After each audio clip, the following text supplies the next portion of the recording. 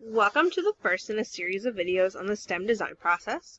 If you are a member of the STEM capstone class as a senior at STEM High School, then this is what you will go through as you complete your senior capstone. So this is the STEM design process. The teachers at STEM High School were trained by Greer Connor of Goodyear in human-centered design, which is a design process where you really focus on the people involved in the problem.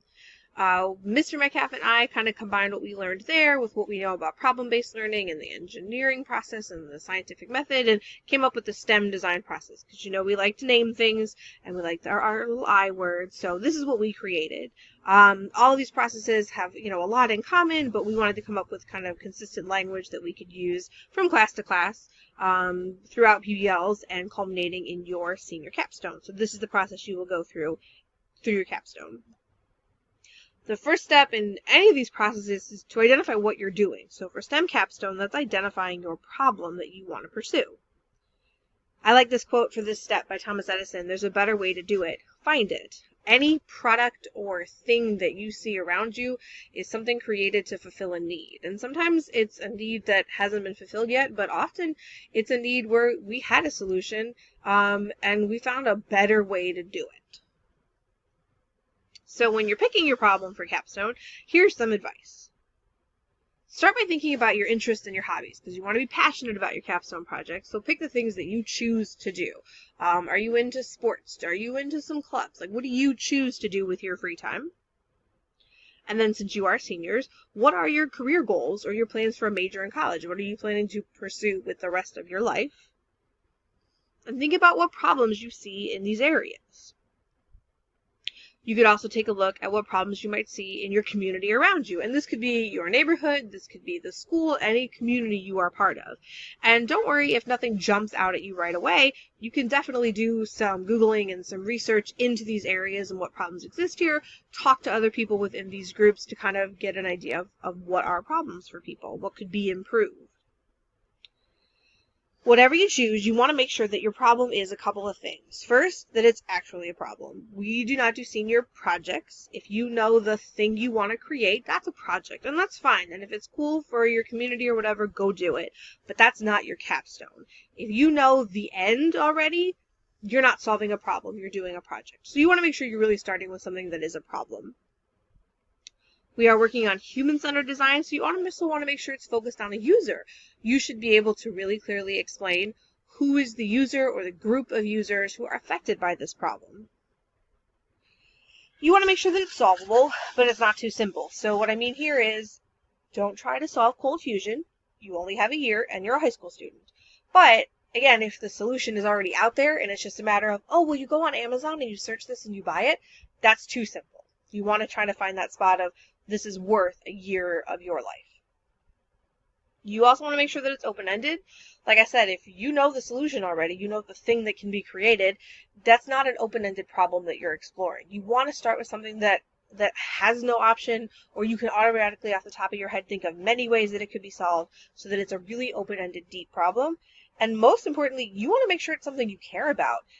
This is a year of your life. So if this is a topic that you're going to burn out on or get bored with, by Thanksgiving, pick something different. You need to care about this as you go through it. So here's an example. We talk about hobbies and interests. Well, I'm a mom, so pretty much that's all I'm allowed to do. And this is my third child here. This is Emily.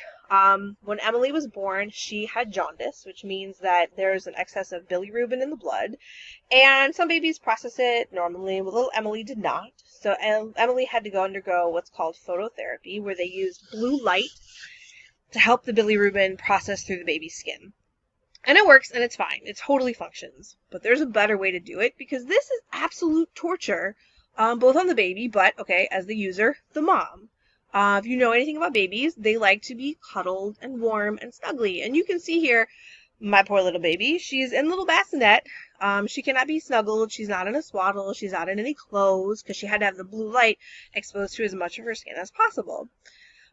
She screamed the whole time. We had to do this for 2 nights because after the first night, we kept taking her out so much to comfort her because she was screaming that she didn't get enough of the light exposed to her skin. So we had to do it again. And all we could think this entire time was, there has to be a better way to do this that's more comfortable for the baby, more I don't know, survivable for the mom, because the last thing you want to do is hear your baby scream and scream and scream. This is a process that functions, but could be better. So this is a problem that could be fixed. So when you think like PBL, we always had the problem statement. You know, how can I as a junior, blah, blah, blah, do this, da, da, da, da, da. We really want to kind of simplify that down and change a few focused parts of it for your STEM capstone. So for the STEM design process, our identify statement frame is who needs ways to do what. And there's a few key things here. First, it starts with the who. Having a solution to a problem is great. But if that solution doesn't work for the people who have the problem, it's not going to work.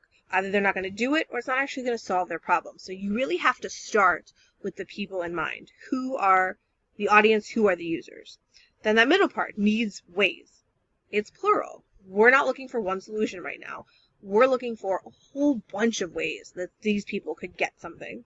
And then the last part is the do what. So for my example with my baby, it could be babies with jaundice need ways to undergo phototherapy in a more comfortable way.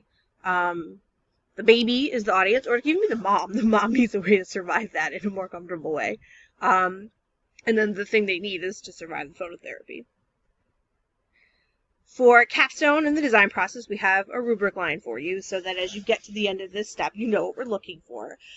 So your design target is, I can identify the problem by crafting a problem statement that focuses on the audience of the solution. I identify what I need to learn. So for a 4, that's what you're doing. You're filling out that problem statement. If you're using the who needs ways to do what, you're automatically focusing on the audience. You want to make sure it's an actual problem. And then you want to make sure that you can document what you need to learn about the topic. To go to a 5, you would want to include an appropriate explanation of why you chose this problem. So why is this important to you? And that is the first step of the design process.